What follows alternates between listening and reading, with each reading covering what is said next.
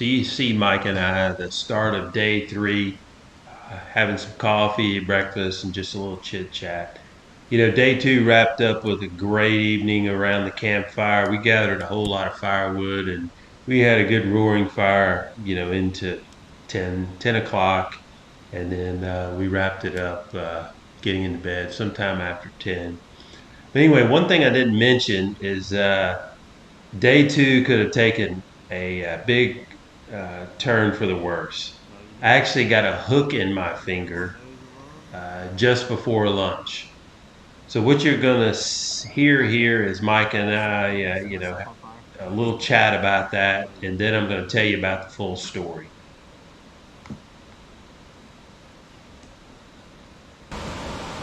Yesterday, I had coffee for after I ate yesterday, but then um, yeah, the hook in my finger Oh my and god. that drama.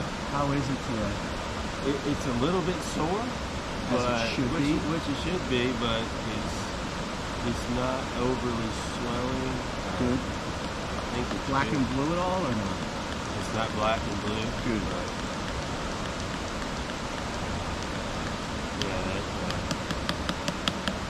Thank God you got was it that out. about 30 minutes. I don't even I know. don't even know. I gotta be honest, I was in full out just take care of you mode. I didn't water, you want water, you got water. You wanna lay down? Let's lay down. Here's a pillow. What do you need? What do you want? You wanna cut it? You wanna take it out? What do you wanna do? I just was so I was worried, because worst comes to worst, we pack up and we get out of here, right? And but you didn't want to do that, and neither did I. Yeah, as I was thinking about it, I didn't want to. I was like, okay, we cut it off. Yep. And I realized the pliers had where to cut it. Mm-hmm. And I was like, yeah, it might be okay to put something on it, keep it from getting infected, Yeah. bandage it up, fish for another day and a half. But as when you go to touch it, It would it's be gonna so hurt. painful. Honestly, if you decided to cut it, I would have looked at you and said, "We gotta go," because you can't fish for a day and a half with a piece of metal hanging on your Yeah, body. It's doing gonna get things- infected. Doing things around Yeah. here and stuff. Yeah, as I pulled on it a little bit more, it made it hurt more. And I'm like, I think it's coming out. I I couldn't. said- When you looked at me I said, and you were "Screw like, it." "It's out," I was like, "What?" Oh my god, this smells delicious. I hope it's as good as it smells. So day two couldn't have been any better. Mike and I had been on the water all day, getting a lot of hits, landing some fish, and so forth. But anyway, it got to a point to where it was time for dinner. So I told Mike, I said, "Hey, I'm going to stop here. This looks like a great spot for lunch, and then you keep fishing, or if you want to, you know, eat now." Then let's sit down and eat together. He's like, "No, I'm going to keep fishing." I said, "Okay, I'm going to stop here and I'm going to eat and I'll catch up with you later." So anyway, sat my rod down, and then when I sat it down, all of a sudden I got to walk away, and my finger was still stuck to my rod. So I took a glance, and I had a dry dropper on with a thunderhead, and the thunderhead stuck in my finger. I'm like, no big deal, just a little prick. Let me just take a second and just pull that out. Well, it didn't come out. And I was like, what is this? So anyway, I pull on it, it doesn't come out. So I get my reader glasses on, put those on, and I look, and the Thunderhead, it's a size 14, is stuck between the cuticle and the skin of my right thumb. I immediately realized this was a problem. I went into a cold sweat. I got lightheaded. I was like, oh, this is not good. So anyway, I paused. I took a deep breath and so forth. Uh, Looked at it further, and I'm kind of squatted down right now. And I look further, and I'm like, man, this is not good. And so I tried a couple more times, and I pulled a little bit, and I was like, oh shit! And it's a barbless. It's not a barbless fly. It is a barbed dry fly. So anyway, I realized this was not good. I needed to find a place to sit, and I had stopped at a place where I had big flat rock. So I go sit on that rock, and in the previous day, that's actually the rock you saw me eating lunch on after this whole drama. So anyway, after a few more attempts of trying to gently pull it out, and yeah, the harder I pulled, the more pain it was. I told Mike had made his way closer to me, and I yelled at him. I said, "Hey, Mike, I did something." He goes, "No way, you just landed a trophy." I said, "I wish." And I said, "No, I got a hook in my thumb." He said, "Can you get it out?" I said, "I don't know yet. I've been trying to pull it out gently. The pain, certainly, the harder I pull, the more pain it is." And he says, "It's not a good thing." So if it, I then try to pull it out further, and the harder I pull, man, I got even more lightheaded, sweating profusely. And I told Mike, I said, "Mike, I need to lay down. Can you get me some water?" So anyway, I lay on this big flat rock, and after 10, 15 minutes, I begin to feel better. And yes, I got a hook in my finger. So how good do I feel? Well, not that good, but at least I wasn't lightheaded anymore. So we start going through our options. Does he rip it out? Do I try to rip it out? Um, do I get my knife out? We try to make a little slit in it so that, it'll pull out easier. I said, hey, my Leatherman does have some wire cutters. We can just cut it and leave the barb in there. Both of our first aid kits, we had gauze, and bandages and so forth. Um, but anyway, I tried many more times, and I just kept getting more lightheaded and more lightheaded, and it wasn't good. It wasn't a good situation. We're way back in the backcountry. We had, what is it, 3.5 miles or so hiking. We're about a mile down the creek already. So we're way back there. Of course, we both got GPS communicators. We can certainly get people if we need to, but this wouldn't be a situation where we'd have to do that. Um, but anyway, I laid down, went through all the different options into my head, and so forth. Uh, Mike told me he did have Neosporin in his first aid kit, so that would help, avoid infection or anything like that. Deciding on whatever we needed to do.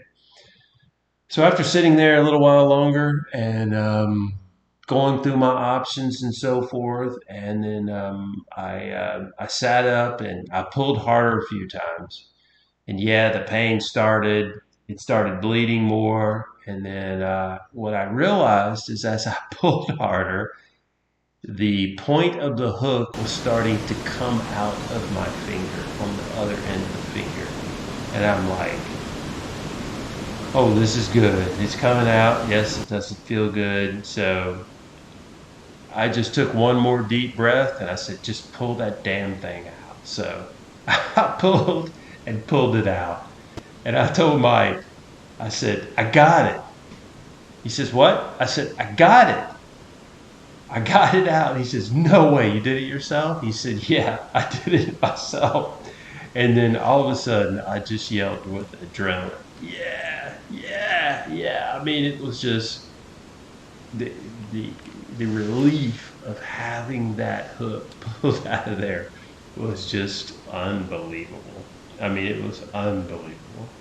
And I tell you, because of this, I've added a couple other things to my first aid kit. I've got a scalpel in there, razor sharp scalpel. If I need to cut something out, got something that's razor sharp with extra blades and sealed and so forth. I've also added Neosporin,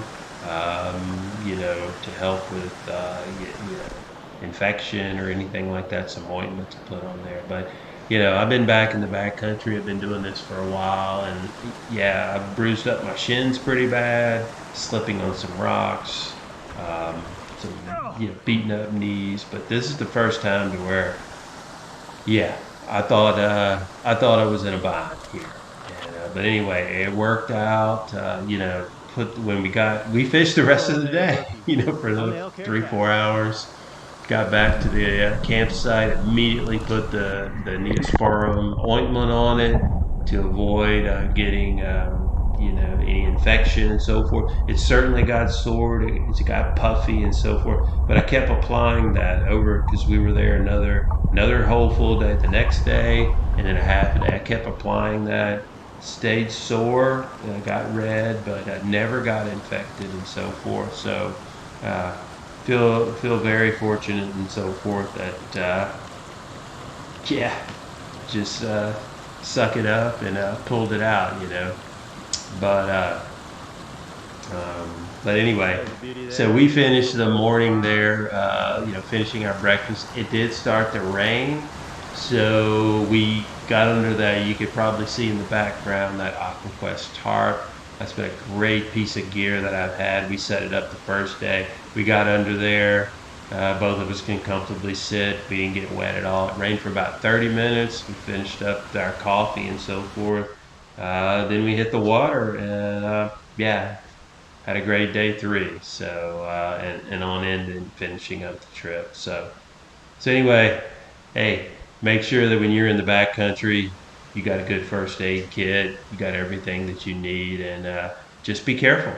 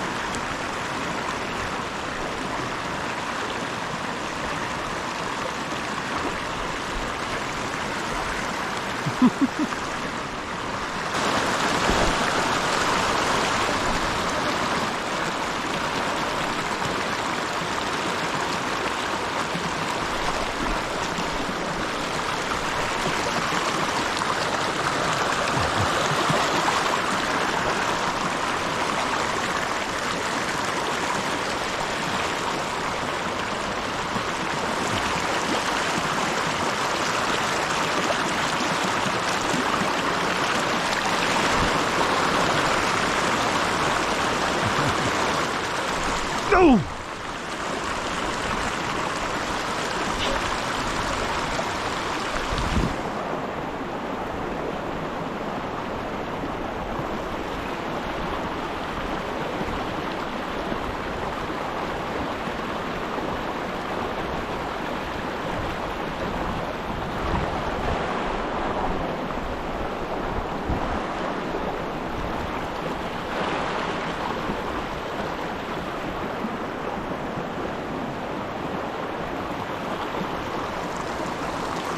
Go!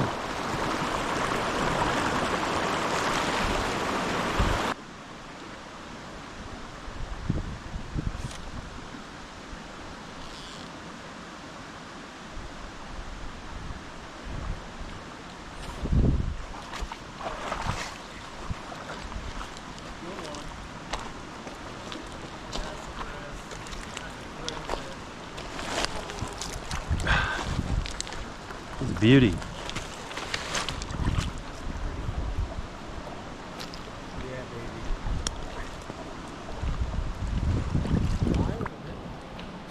Got the nymph, pink Frenchie. It's in your net. It flies in your net. Oh, good. You got it. It's barbless, so he should have dropped off. Perfect. Great job. The big one? was right next to him. Yeah.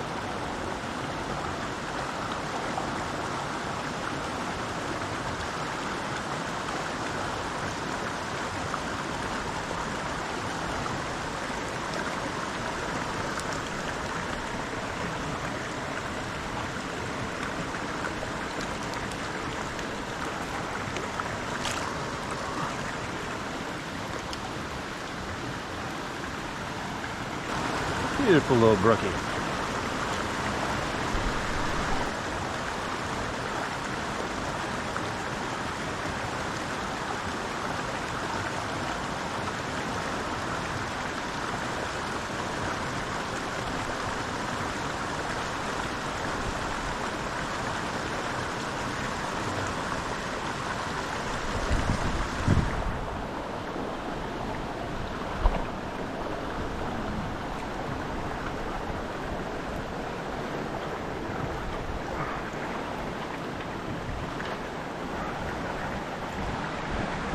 Another little guy.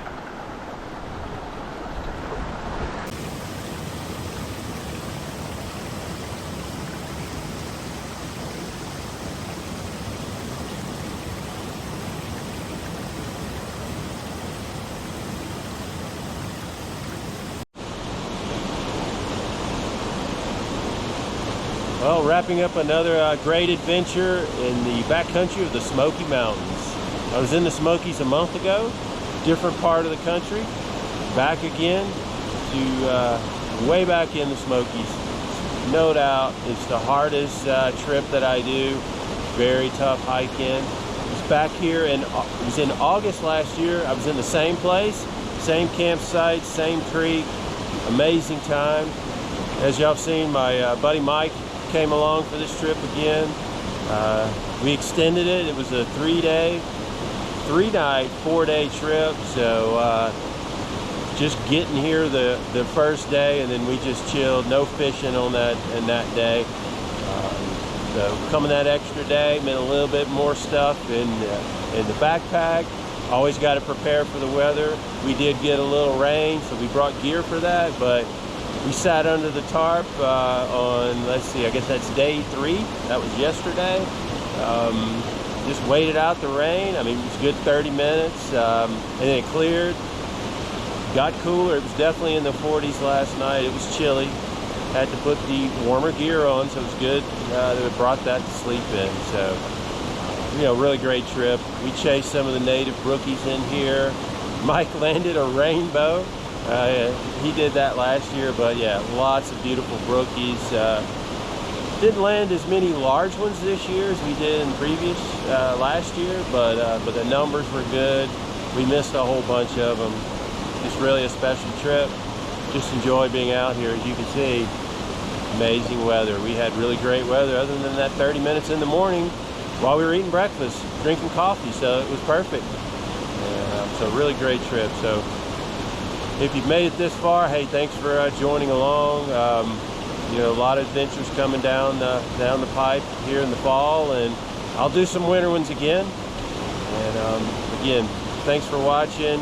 If you're not a subscriber of the channel, please subscribe, and yeah, we'll see where things go in the future. Thanks a lot, and take care.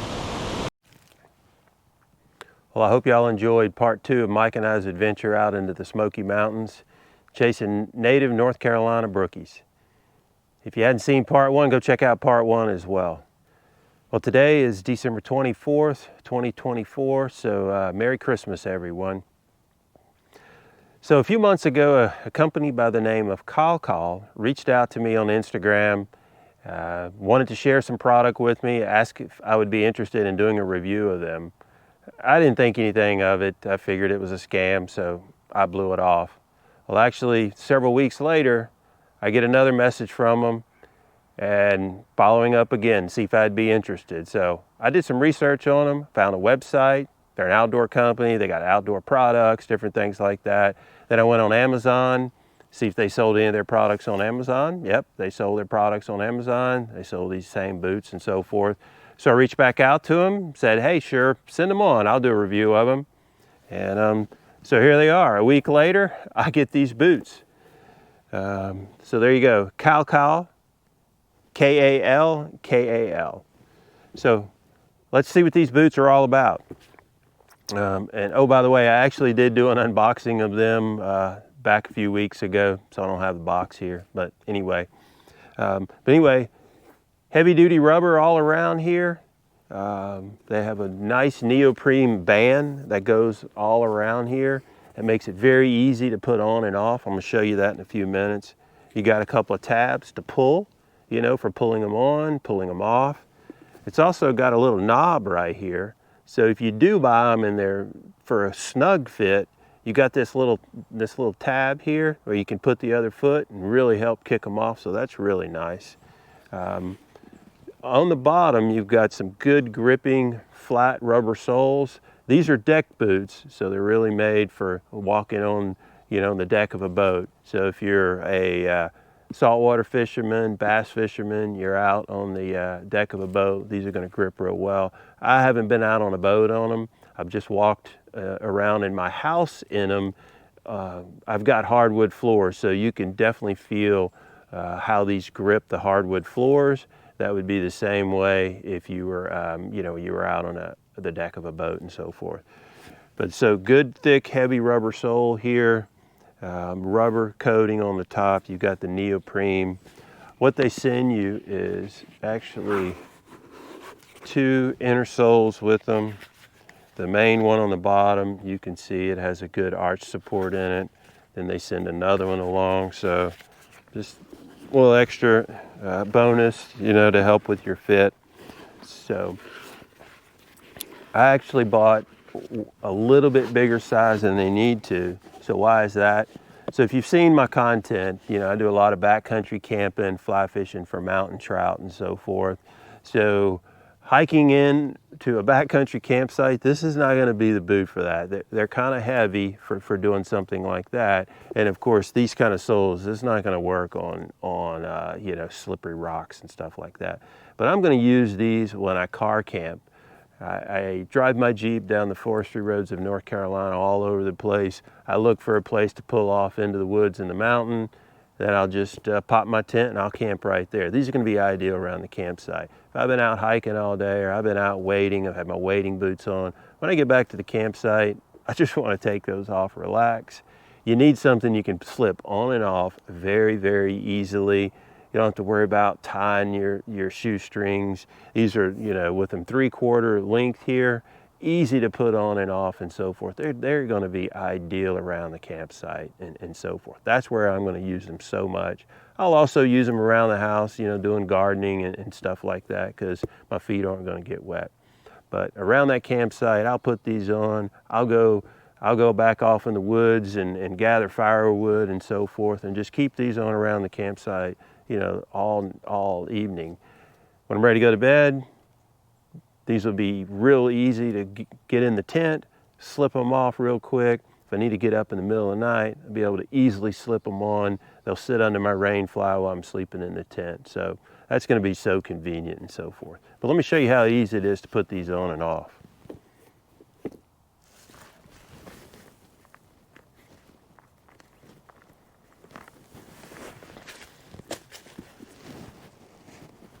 Just grab the tab, give it a pull. Well, put that one on the wrong foot.